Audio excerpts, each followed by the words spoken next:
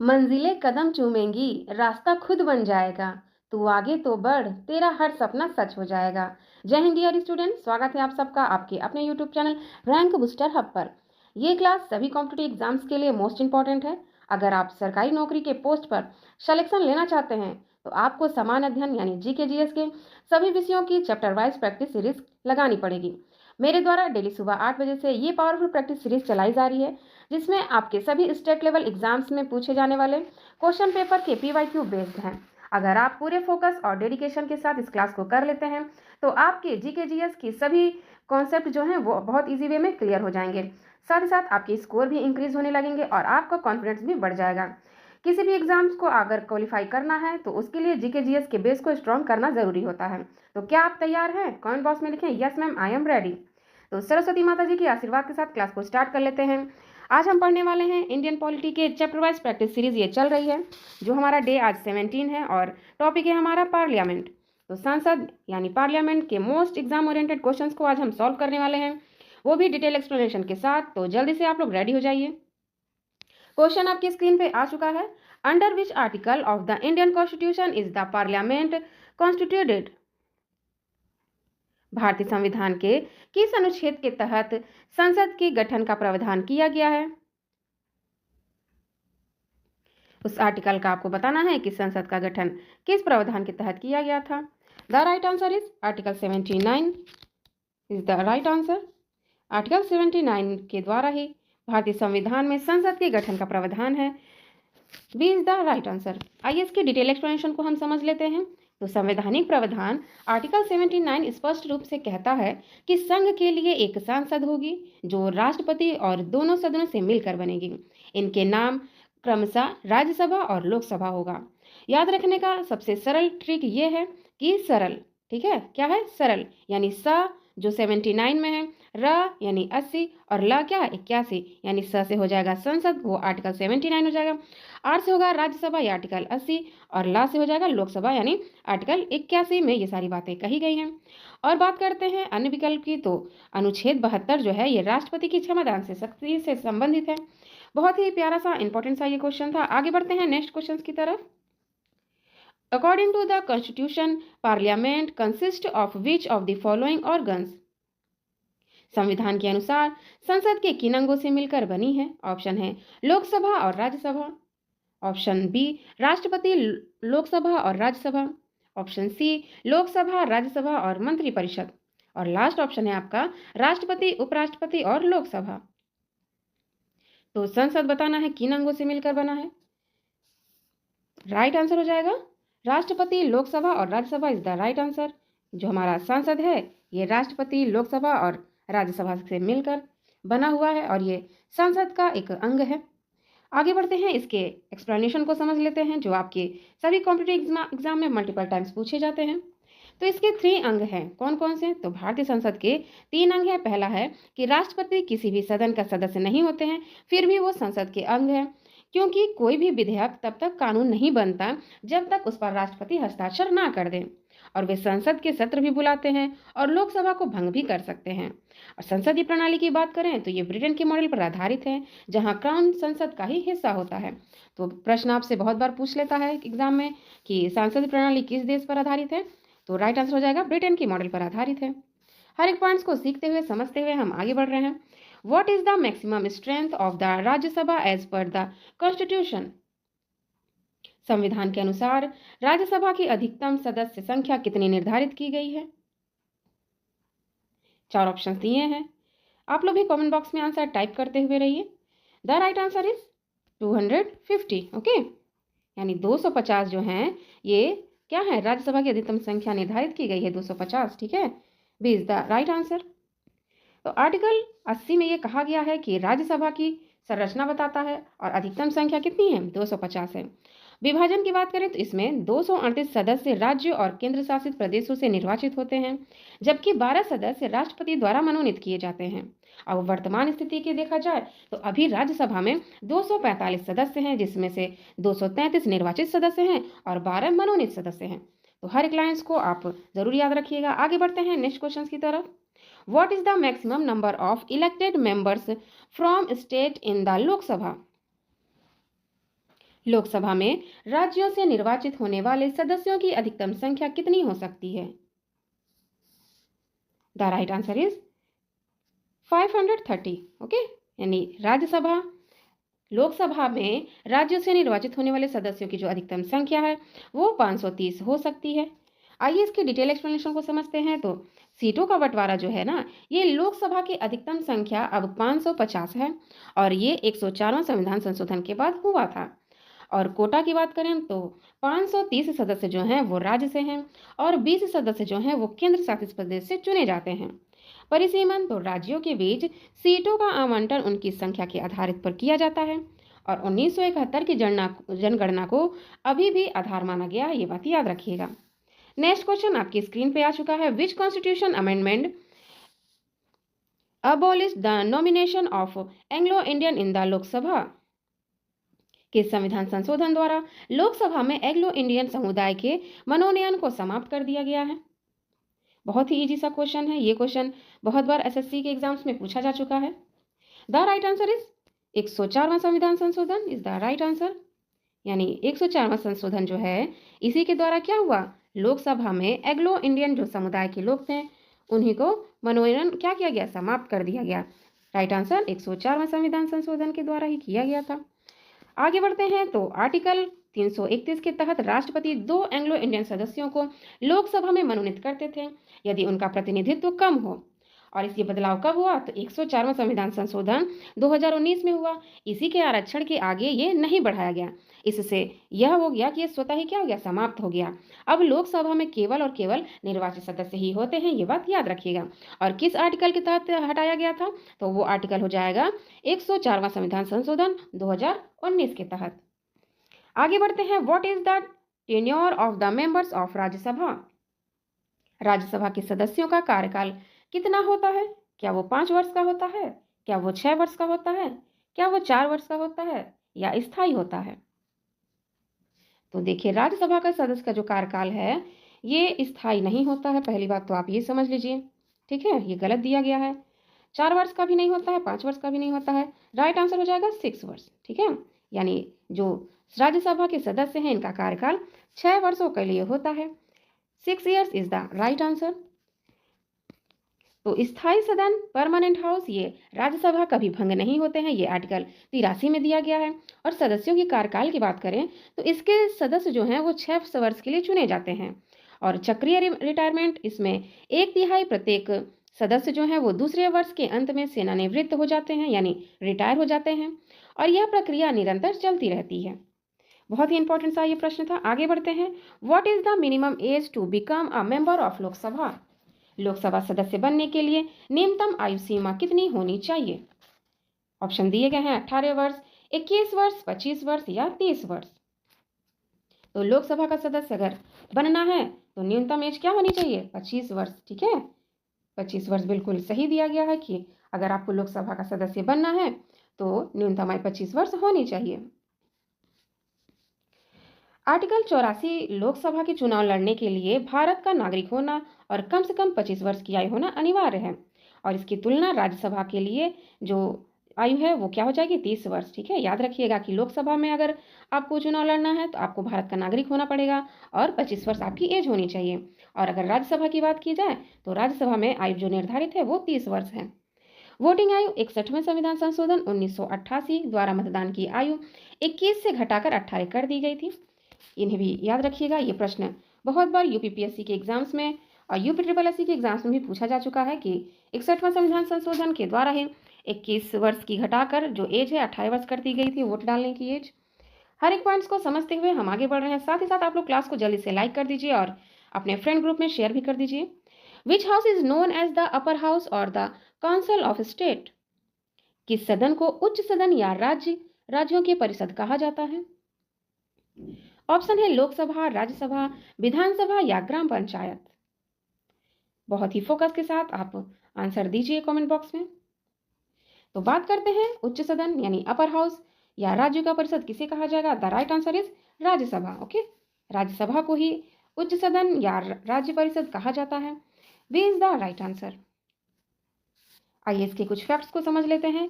तो नामांकन की बात करें तो राज्यसभा का जो गठन है ये 1952 में हुआ था और 1954 में इसका नाम काउंसिल ऑफ स्टेट से बदलकर राज्यसभा कर दिया गया था।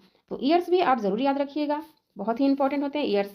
बहुत बार बच्चे कंफ्यूज हो जाते हैं इसमें और आंसर गलत लगा के आ जाते हैं, तो आप ईयर्स को जरूर याद रखिएगा कि 1954 में ही इसका नाम काउंसिल ऑफ स्टेट से बदलकर राज्यसभा कर दिया गया था और गठन का भी डेट याद रखिएगा 1952 था। प्रतिनिधित्व की बात करें तो राज्यों और केंद्र शासित प्रदेशों का प्रतिनिधित्व करती है, जबकि लोकसभा सीधे भारत की जनता यानी पीपुल ऑफ इंडिया का प्रतिनिधित्व करती है। और निम्न सदन तो लोकसभा को लोअर हाउस या लोकप्रिय सदन कहा जाता है, ये भी याद रखिएगा। बहुत ही इंपॉर्टेंट क्वेश्चन है, हर एक क्वेश्चन को हम लोग बेसिक लेवल से स्टार्ट करके एडवांस लेवल तक पहुंचेंगे। तो अगर आपने चैनल को सब्सक्राइब नहीं किया है तो आज ही चैनल को सब्सक्राइब कर लीजिए और समान अध्ययन के सभी चैप्टर वाइज की प्रैक्टिस सीरीज आप लगाते रहिए। नेक्स्ट क्वेश्चन आपकी स्क्रीन पे आ चुका है। What is the minimum number of member required to hold a meeting of either house of parliament? संसद की किसी भी सदन की बैठक आयोजित करने के लिए आवश्यक सदस्यों की न्यूनतम संख्या यानी गणपूर्ति क्या होती है? बहुत ही फोकस के साथ आंसर दीजिए। आइए इसके डिटेल एक्सप्लेनेशन को समझ लेते हैं। तो अनुच्छेद 103 में यह कोरम कहा जाता है कि यदि सदन में कुल सदस्यों की संख्या 1/10वां भाग उपस्थित है तो अध्यक्ष को सदन स्थगित करना पड़ेगा और लोकसभा के लिए कम से कम 55 और राज्यसभा के लिए 25 सदस्य होने ही चाहिए, ये बात याद रखिएगा। आगे बढ़ते हैं। The zero hour in the Indian parliamentary system is a contribution of. भारतीय संसदीय प्रणाली में शून्यकाल किसकी देन है?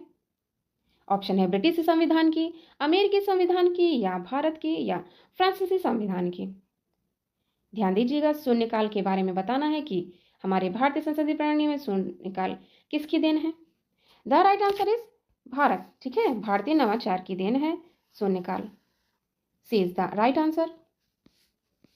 तो प्रश्नकाल ये 11 से 12 बजे के ठीक बाद समय 12 से 1 के बीच जो होता है वो शून्यकाल कहलाता है और ये दुनिया में किसी संविधान से नहीं लिया गया है। इसे 1962 में भारत में ही शुरू किया गया था। इसमें सदस्य बिना किसी पूर्व सूचना के लोक महत्व के जरूरी मुद्दे उठा सकते हैं। तो इन्हें याद रखिएगा, शून्यकाल जो है ये 11 से 12 के बीच यानी ठीक समय अगर देखा जाए तो 12 से 1 के बीच का जो टाइम होता है उसे शून्यकाल कहा जाता है। Question number 11. Who is the empowered to dissolve the Lok Sabha before the completion of its 5-year term?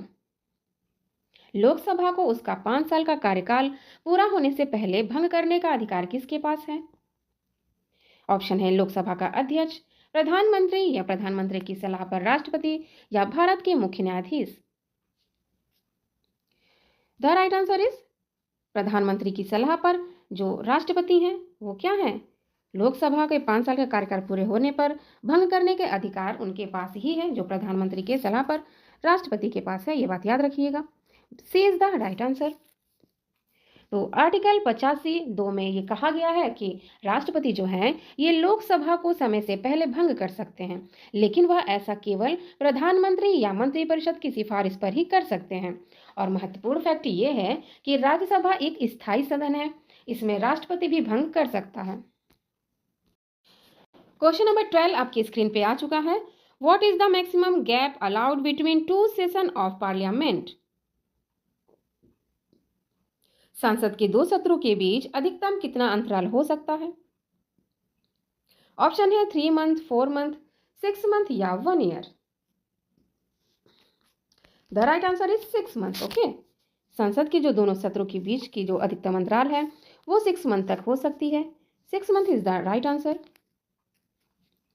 इसके साथ ही हम समझते हैं कि जो आर्टिकल 85 है इसके अनुसार संसद के एक सत्र की अंतिम बैठक को अगले सत्र की पहली बैठक के बीच 6 महीने से ज़्यादा का अंतर नहीं होना चाहिए। और भारत में साल में आमतौर पर 3 सत्र होते हैं, बजट सत्र जो फरवरी मई में, मानसून सत्र जो जुलाई सितंबर में और शीतकालीन सत्र नवंबर दिसंबर में होते हैं, ये बात याद रखिएगा। Next question, who preside over the joint sitting to the 2 house of parliament? संसद के दोनों सदनों की संयुक्त बैठक की अध्यक्षता कौन करता है? ऑप्शन है राष्ट्रपति, उपराष्ट्रपति, लोकसभा अध्यक्ष या प्रधानमंत्री। The right answer is Lok Sabha अध्यक्ष। ओके, लोकसभा अध्यक्ष इज द राइट आंसर। यानी संसद के दोनों सदनों की जो संयुक्त बैठक की अध्यक्षता है ये कौन कर रहा है? लोकसभा का अध्यक्ष कर रहा है, ये बात याद रखिएगा। आइए इसके डिटेल एक्सप्लेनेशन को समझ लेते हैं। तो आर्टिकल 108 में कहा गया है कि संयुक्त बैठक जो है राष्ट्रपति द्वारा बुलाई जाती है और इसमें किसी भी बिल पर गतिरोध होने पर ये बुलाई जाती है, ये बात याद रखिएगा। और अध्यक्षता की जो क्रम है वो ये है कि पहले लोकसभा के अध्यक्ष, दूसरे उपाध्यक्ष, तीसरे राज्यसभा और या उपसभापति भी शामिल होते हैं। और इंपॉर्टेंट नोट्स आप सभी के लिए ये है कि राज्यसभा जो है वो सभापति कभी इसकी अध्यक्षता नहीं करते हैं, यानी जो उपराष्ट्रपति हैं वो राज्यसभा का सभापति होता है और वो कभी भी इनकी अध्यक्षता नहीं करता क्योंकि वह संसद का सदस्य नहीं होता है। लास्ट क्लास में हमने उपराष्ट्रपति के बारे में ये बात समझा था कि जो उपराष्ट्रपति हैं वो संसद के सदस्य नहीं होते हैं। Next question, the power of prorogue the house reset with, सदन का सत्रवासन करने की शक्ति किसके पास है? ऑप्शन है स्पीकर के पास, प्रेसिडेंट के पास, या प्राइम मिनिस्टर के पास, या सुप्रीम कोर्ट के पास। द राइट आंसर इज राष्ट्रपति। ओके, किसके पास है? तो प्रेसिडेंट के पास है। सत्रवासन का जो शक्ति है संसद का वो किसके पास है? राष्ट्रपति जी के पास है। Under which article is the provision for a money bill defined, धन विधेयक किसकी परिभाषा किस अनुच्छेद के तहत दी गई है? बहुत ही जैसा क्वेश्चन है, लास्ट क्लास में हमने ये क्वेश्चन किया था। The right answer is article 110। Okay, article 110 में ही जो धन विधेयक है इसकी परिभाषा दी गई है। आगे बढ़ते हैं। तो एक आर्टिकल 110 जो है ये बताया गया है कि कौन से बिल धन विधेयक होंगे, जैसे टैक्स लगाना, संचित निधि में पैसा निकालना इत्यादि। और आर्टिकल 109 में ये कहा गया है कि धन विधेयक केवल लोकसभा में ही पेश किया जा सकता है, राज्यसभा में इसे अधिकतम 14 दिनों तक ही रोका जा सकता है। तो सभी आर्टिकल्स को आप याद रखिएगा। Next question, the among the following decided weather a bill is a money bill और नॉट, निम्नलिखित में से कौन तय करता है कोई विधेयक धन विधेयक है या नहीं है? ये प्रश्न भी हमने लास्ट क्लास में किया था। अगर आपने सभी क्लासेस को फोकस के साथ रिवीजन किया है तो बहुत इजी वे में आप आंसर दे पाएंगे।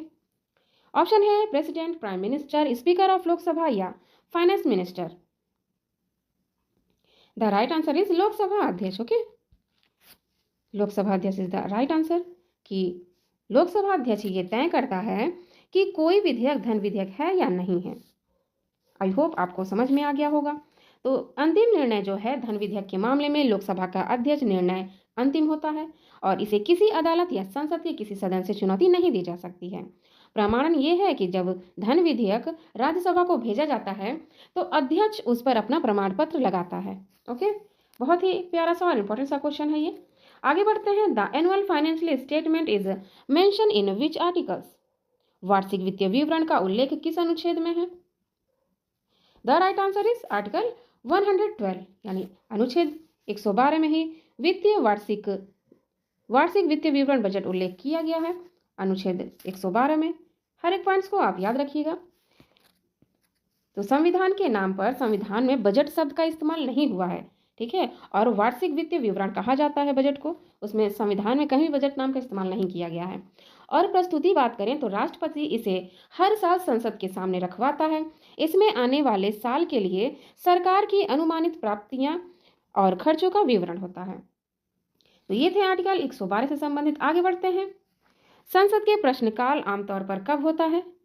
क्वेश्चन हावर्स आपको बताना है। The question hour in parliament usually taken place during, the option is the last hour of the sitting, second option the last hour of the sitting, third option during 0 hours या any time during the day. Question hours बताना है आपको कि आमतौर पर संसद में कब होता है। तो B is the right answer. जो प्रश्नकाल है ये आमतौर पर बैठक से पहले घंटे में होता है, ठीक है। कब होगा? तो बैठक से पहले घंटे में हो जाएगा। बहुत ही प्यारा सा क्वेश्चन है, आइए इसके बारे में जान लेते हैं। तो संसद की कार्यवाही का जो पहला घंटा होता है यानी सुबह 11 से 12 के बीच, उसी को प्रश्नकाल के लिए जाना जाता है, उसी को प्रश्नकाल कहा जाता है। और इसमें 3 तरह के सवाल पूछे जाते हैं। पहला तो होता है आंतरिक, जो मौखिक के रूप में होता है। दूसरा होता है आंतरिक जो लिखित रूप में होता है। और तीसरा है अल्प सूचना यानी शॉर्ट नोटिस, ठीक है, जो प्रश्न लोग पूछते हैं। आगे बढ़ते हैं नेक्स्ट क्वेश्चन की तरफ। Who is known as the guardian of the public purses in India? भारत में लोक वित्त का संरक्षण किसे कहा जाता है? ऑप्शन है प्रेसिडेंट, पार्लियामेंट या नियंत्रक या महालेख परीक्षक या वित्त मंत्री। द राइट आंसर इज जो नियंत्रक और महालेख परीक्षक है यानी कंप्ट्रोलर एंड ऑडिटर जनरल को ही लोक वित्त का संरक्षक कहा जाता है। C is the right answer. C is the right answer. बहुत ही प्यारा सा ये क्वेश्चन था। आइए समझ लेते हैं इसके बारे में। तो आर्टिकल 148 से 151 में ये कहा गया है कि जो हमारी कैग हैं यानी कंप्ट्रोलर एंड ऑडिटर जनरल, ये सरकार जनता का पैसा केवल उन्हीं कार्यों पर खर्च करें जिसके लिए संसद ने अनुमति दी है। और संसद की भूमिका इसमें क्या है, आइए ये भी जान लेते हैं। हालांकि संसद जो है वो पैसों पर नियंत्रण रखती है, लेकिन तकनीकी रूप से जो कैग है वो इसका संरक्षण कहलाता है, क्योंकि वही क्या होता है, ऑडिटर होता है। तो कैग को ही संरक्षक कहा जाता है, ये बात याद रखिएगा। क्वेश्चन नंबर 20 आपकी स्क्रीन पे आ चुका है। Which is the largest community of the parliament. बहुत ही छोटा सा और प्यारा सा इजी सा क्वेश्चन है। आप लोग कमेंट बॉक्स में आंसर टाइप कीजिए और क्लास को जल्दी से आप लोग लाइक कर दीजिए। ऑप्शन दिए गए हैं लोक लेखा समिति, प्रकलन समिति, सार्वजनिक उपक्रम समिति या याचिका समिति। तो संसद की सबसे बड़ी समिति कौन सी है आपको बताना है। तो प्रकलन समिति जो होती है ना, ये संसद की सबसे बड़ी समिति होती है। प्रकलन समिति इज द राइट आंसर। बाकी आपके गलत दिए गए हैं। प्रकलन समिति इज द राइट आंसर। संरचना समझ लेते हैं सदस्यों की। तो इसमें कुल 30 सदस्य होते हैं, यानी प्रकलन समिति में कितने सदस्य होंगे, तो कुल 30 होंगे। सबसे खास बात यह है कि ये सभी 30 सदस्य केवल लोकसभा से चुने जाते हैं। राज्यसभा का इसमें कोई प्रतिनिधित्व नहीं होता है। और कार्य की बात करें तो सतत किफायती समिति और इसे ही कहा जाता है। इसका मुख्य काम यह देखना है कि बजट में जो पैसा मंगाया गया है क्या उसमें कटौती करके बचत की जा सकती है। और चुनाव, तो इसके सदस्यों का जो चुनाव होता है वो हर साल अनुपातिक प्रतिनिधित्व के आधार पर होता है। यानी जो प्रकलन समिति के जो सदस्य होते हैं ना, उनका चुनाव हर साल अनुपातिक प्रतिनिधित्व के आधार पर किया जाता है। और कोई भी मंत्री इस समिति का सदस्य नहीं बन सकता। ये बात याद रखिएगा कि जो प्रकलन समिति है, इस समिति का कोई भी मंत्री सदस्य नहीं बनता है। आई होप आपने अच्छे से हर पॉइंट्स को समझ लिया होगा। नेक्स्ट क्वेश्चन की तरफ चलते हैं। तो the public account committee consistence of how many members and from which house. आपको बताना है कि लोक लेखा समिति में कितने सदस्य होते हैं और वे किस सदन से होते हैं। बहुत ही यूनिक सा प्रश्न है ये। इस टाइप के प्रश्न आपके यूपी ट्रिपल एससी के एग्जाम्स में मल्टीपल टाइम्स पूछे जा चुके हैं और एसएससी के भी एग्जाम्स में पूछे जा चुके हैं। तो आज की ये क्लास बहुत ही पावरफुल होने वाली है। एंड तक आप लोग क्लास को जरूर देखिएगा। The right answer is option B. इसमें कुल 22 सदस्य होते हैं, जो 15 लोकसभा के और 7 राज्यसभा के होते हैं। B is the right answer. हर एक पॉइंट्स को आप याद रखिएगा। कुल 22 सदस्य होते हैं, जिसमें से 15 लोकसभा और 7 राज्यसभा के सदस्य हो जाते हैं, जो लोक लेखा समिति में होते हैं। आइए बढ़ते हैं इसके डिटेल एक्सप्लेनेशन की ओर। तो प्रकलन समिति को ही जुड़वा बहन यानी ट्विन सिस्टर कहा जाता है। बहुत बार ये प्रश्न पूछा है कि किस समिति को जुड़वा बहन कहते हैं। तो राइट आंसर हो जाएगा प्रकलन समिति को। यह भारत सरकार के विनियोग लेखों और कैग के रिपोर्ट की जांच करती है। यह सुनिश्चित करती है कि सरकारी पैसा तकनीकी रूप से और कानूनी रूप से सही जगह खर्च हुआ है या नहीं हुआ है। और 1967 के बाद यह परंपरा है कि समिति का अध्यक्ष जो है वो हमेशा विपक्ष का नेता ही बनाया जाएगा। ये बात याद रखिएगा। बहुत ही इंपॉर्टेंट सा ये प्रश्न था। आगे बढ़ते हैं नेक्स्ट क्वेश्चन की तरफ। Under which article can the Rajya Sabha authorities the parliament to make a law on the subject in the state list in a national interest. किस अनुच्छेद के तहत राज्यसभा संसद को राज्य सूची के विषय पर राष्ट्रहित में कानून बनाने के लिए अधिकृत कर सकती है। उस आर्टिकल के बारे में बताना है आपको। पहले हम प्रश्न को समझ लेते हैं कि पूछ रहा कि कौन सा ऐसा आर्टिकल है जिसमें संसद जो है यानी राज्यसभा की संसद को राज्य सूची के विषय पर ही राष्ट्रहित में कानून बनाने का अधिकृत कर सकता है। राइट आंसर हो जाएगा आर्टिकल 249 हमारा बिल्कुल सही आंसर हो जाएगा, क्योंकि अनुच्छेद 249 में ही ये राज्यसभा संसद को राज्य सूची के विषय पर राष्ट्रहित में कानून बनाने के लिए अधिकृत कर सकता है। B is the right answer. Okay, B is the right answer. तो भारत में एक संघीय ढांचा है जहां राज्य सूची पर केवल राज्य कानून बनाते हैं, लेकिन आर्टिकल 249 ये कहता है कि राज्यसभा को यह विशेष शक्ति देता है कि यदि वह उपस्थित और मतदान करने वाले 2/3 बहुमत से प्रस्ताव पास कर दें तो संसद जो है वो राज्य सूची पर भी कानून बना सकता है। और अवधि की बात करें तो ये ऐसा कानून जो है 1 साल तक प्रभावी रहता है और इसे बार बार बढ़ाया जा सकता है, ये बात। क्वेश्चन नंबर 23 आपकी स्क्रीन पे आ चुका है। Which article empowers the Rajya Sabha to recommended the creation of a new all India service. कौन सा आर्टिकल राज्यसभा को नई अखिल भारतीय सेवा के निर्माण की सिफारिश करने की अधिकार देता है? राइट आंसर हो जाएगा आर्टिकल 312। ओके, आर्टिकल 312 जो राज्यसभा को क्या होता है, नई आखिरी भारतीय सेवा का निर्माण करने की सिफारिश करने का अधिकार देता है। तो आर्टिकल 312 बिल्कुल सही हो जाएगा। यदि राज्यसभा को लगता है कि राष्ट्रहित में एक नई ऑल इंडिया सर्विस की जरूरत है तो वह 2/3 बहुमत से प्रस्ताव पास कर सकती है। इसके बाद ही संसद उस सेवा का गठन कर सकता है, ये बात याद रखिएगा। और वर्तमान में अगर देखा जाए तो भारत में केवल 3 अखिल भारतीय सेवाएं हैं। कौन कौन सी हैं आइए जान लेते हैं। पहला है IAS, दूसरा है IPS और तीसरा है IFOS। ये सभी भारतीय वन सेवा हैं, तो इन्हें याद रखिएगा। आगे बढ़ते हैं नेक्स्ट क्वेश्चन की तरफ। क्वेश्चन नंबर 24 आपकी स्क्रीन पे आ चुका है। Who was the first speaker of the Lok Sabha against whom a mention of removal was initiated. Lok Sabha के पहले अध्यक्ष कौन थे जिनके खिलाफ उन्हें हटाने का प्रस्ताव लाया गया था? द राइट आंसर इज जीवी मावलांकर। ओके, जीवी मावलांकर इज द राइट आंसर, क्योंकि जीवी मावलांकर ही जो थे इन्हीं के खिलाफ यह हटाने का प्रस्ताव लाया गया था। जो पहले लोकसभा के अध्यक्ष थे जीवी मावलांकर इज द राइट आंसर। जीवी मावलांकर भारत के पहले लोकसभा अध्यक्ष थे और इनका जो कार्यकाल था वो 1952 से लेकर 56 तक था। 1954 में जीवी कृपलानी और अन्य विपक्षी सदस्यों ने उन्हें हटाने का प्रस्ताव पेश किया था, हालांकि वह पारित नहीं हो सका था। और पद का नाम जो है वो लोकसभा का पिता भी कहा जाता है, इन्हें याद रखिएगा। बहुत ही इंपॉर्टेंट सा और यूनिक सा क्वेश्चन था ये। Next question, what is the maximum strength of Lok Sabha as per the constitutional post 104th amendment. संविधान के अनुसार लोकसभा की जो अधिकतम सदस्यों की संख्या है कितनी है? 104वें संविधान संशोधन के बाद आपको बताना है।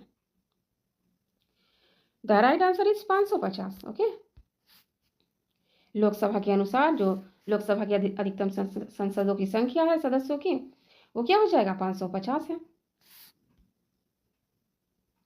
तो लोकसभा की जो सदस्यों की संख्या है टोटल कितनी है? तो हो जाएगा 550। Okay, 550 is the right answer. और ध्यान रखिएगा कि 104वां संविधान संशोधन के बाद है।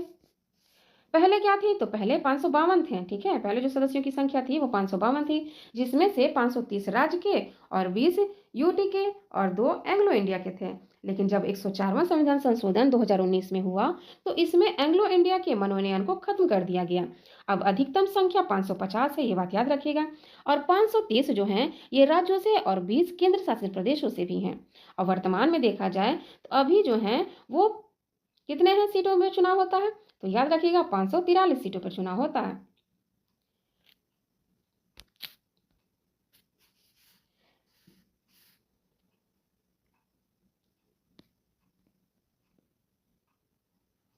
Question number 26, which parliament committee is also known as the lighthouse of parliament और watchdog of public finance. किस संसदीय समिति का संसद का लाइफ टाइम या सार्वजनिक वित्त का प्रभारी भी कहा जाता है? ऑप्शन है प्रकलन समिति, लोक लेखा समिति, कार्यमंत्रण समिति या नियमन समिति। तो संसद का लाइट हाउस या सार्वजनिक वित्त प्रभारी किसे कहा जाता है, किस समिति को? तो देखिए लोक लेखा समिति जो है ना, इसी को ही संसदीय समिति जो है इसी को ही संसद का लाइट हाउस और सार्वजनिक वित्त प्रभारी कहा जाता है, लोक लेखा समिति को। B is the right answer. तो यह सरकारी खर्चों को बारीकी से ऑडिट करती है और कैग के साथ मिलकर काम करती है, इसीलिए इसे जनता के पैसों का रक्षक माना जाता है। यह सबसे पुरानी वित्तीय समिति है और इसका गठन 1921 में हुआ था। तो याद रखिएगा कि लोक लेखा समिति का गठन कब हुआ था? तो 1921 में हुआ था। Next question, the total number of member in the committee on public undertaking is. सार्वजनिक उपक्रम समिति में कुल सदस्यों की संख्या कितनी है? तो टोटल सदस्यों की संख्या बात करें तो टोटल है 22 मेंबर। सार्वजनिक उपक्रम समिति जो है इसमें टोटल 22 सदस्य होते हैं। 22 सदस्य बहुत ही। आइए इसके गठन की बात करें तो 1964 में कृष्ण मेनन समिति की सिफारिश पे इसका गठन किया गया था और 15 लोकसभा से और 7 राज्यसभा के सदस्य इसमें शामिल थे। और यह जो कार्यकारी कंपनी है जैसे LIC, BSNL और एयर इंडिया आदि की सभी रिपोर्ट को उनके लेखों की ये जांच करता है। तो टोटल कितने सदस्य होते हैं? 22 होते हैं, ये भी याद रखिएगा। और इसका गठन 1964 को हुआ था। Question number 28, Rajya Sabha has the power of recommended amendment in a money bill if Lok Sabha reject this then। Rajya Sabha के पास धन विधेयक के संशोधन की सिफारिश करने की शक्ति है यदि लोकसभा उन्हें खारिज कर देता है। ऑप्शन दिए गए हैं, बहुत ही फोकस के साथ आप देखिए और जवाब दीजिए। तो देखिए, बात करते हैं राज्यसभा के पास जो धन विधेयक की संशोधन की सिफारिश की शक्ति है और यदि लोकसभा इन्हें खारिज कर देती है तो जो विधेयक है दोनों सदनों द्वारा मूल रूप से पारित मान लिया जाता है। ठीक है, तो बी हमारा बिल्कुल सही आंसर हो जाएगा। बाकी ऑप्शंस गलत दिए गए हैं। B is the right answer. Next question है, विधेयकों की व्यापकगत होना लोकसभा में लंबित विधेयक कब समाप्त हो जाता है? ऑप्शन है जब लोकसभा का सत्रावासन होता है, जब लोकसभा भंग हो जाता है, या जब सत्र समाप्त हो जाता है, या इनमें से कोई नहीं। तो देखिए, जब लोकसभा भंग हो जाता है ना तो विधेयकों के व्यापकगत लोकसभा लंबित विधेयक भी समाप्त हो जाता है। तो बी हमारा बिल्कुल सही आंसर है कि जब लोकसभा क्या हो जाएगा, पूरी तरीके से भंग हो जाएगा। बाकी ऑप्शन बिल्कुल रॉन्ग दिए गए हैं। B is the right answer. Who is the administrative head of the secretarial of the Rajya Sabha? Rajya Sabha सचिवालय का प्रशासनिक प्रमुख कौन होता है? ऑप्शन है राज्यसभा का सभापति, महासचिव, या उपसभापति, या सदन का नेता। तो बताना है कि राज्यसभा के जो सचिवालय है उसका प्रशासनिक प्रमुख कौन है। तो जो सेक्रेटरी जनरल होते हैं यानी महासचिव जो हैं, यही जो है ना ये राज्यसभा सचिवालय का प्रमुख होते हैं। तो राइट आंसर हो जाएगा हमारा महासचिव इज द राइट आंसर। तो इनकी भूमिका क्या है या ये भी जान लेते हैं। जो महासचिव हैं ये राज्यसभा का सबसे वरिष्ठ प्रशासनिक अधिकारी यानी IAS के स्तर का होता है। उनकी नियुक्ति सभापति द्वारा की जाती है। वह सभापति के संसदीय नियमों और प्रक्रियाओं पर सलाह पर देते हैं। तो ये थे आपके इंडियन पॉलिटी के टोटल 30 क्वेश्चन जो आपके टॉपिक्स बहुत ही इंपॉर्टेंट थे, आपके पार्लियामेंट से संबंधित सभी प्रश्न। आई होप आपने सभी प्रश्न को अच्छे से समझ लिया होगा और सीख लिया होगा। मुझे पूरा विश्वास है कि हर एक पॉइंट्स जो भी मैंने बताया है आपको अच्छे से समझ आया होगा। तो इसी तरह सभी चैप्टर वाइज अगर MCQ आप करना चाहते हैं और अपने GK GS के बेस को स्ट्रांग बनाना चाहते हैं तो आज ही आप रैंक बूस्टर हब एप्लीकेशन को डाउनलोड कर लीजिए। और क्योंकि यहाँ पे आपको जनरल अवेयरनेस के सभी MCQs जो हैं वो मॉक टेस्ट में रूप में उपलब्ध हैं। तो अपने मॉक टेस्ट लगाने के लिए रैंक बूस्टर हब एप्लीकेशन को डाउनलोड करने का जो लिंक है वो इस वीडियो के डिस्क्रिप्शन में दिया गया है। तो आप लोग ऐप को ज़रूर डाउनलोड करें और अपनी तैयारी को एक बेहतर तैयारी में परिवर्तन कर लें। याद रखिए डियर, सिलेक्शन उन्हीं का होता है जो अचानक से नहीं बल्कि निरंतर मेहनत करते रहते हैं। और जाते जाते आप सभी के लिए एक लाइन है कि सफलता आपको अचानक नहीं मिलती, जब आप हर दिन छोटे छोटे मेहनत करते हैं तभी एक दिन वही छोटी मेहनत एक बड़ा परिणाम बन जाता है। तो आज को आप सभी को ये क्लास कैसी लगी कमेंट बॉक्स में ज़रूर बताइएगा। मिलते हैं नेक्स्ट क्लास में पावरफुल प्रैक्टिस सीरीज के साथ। तब तक खुश रहिए, खुशियाँ बांटते रहिए। Thank you so much.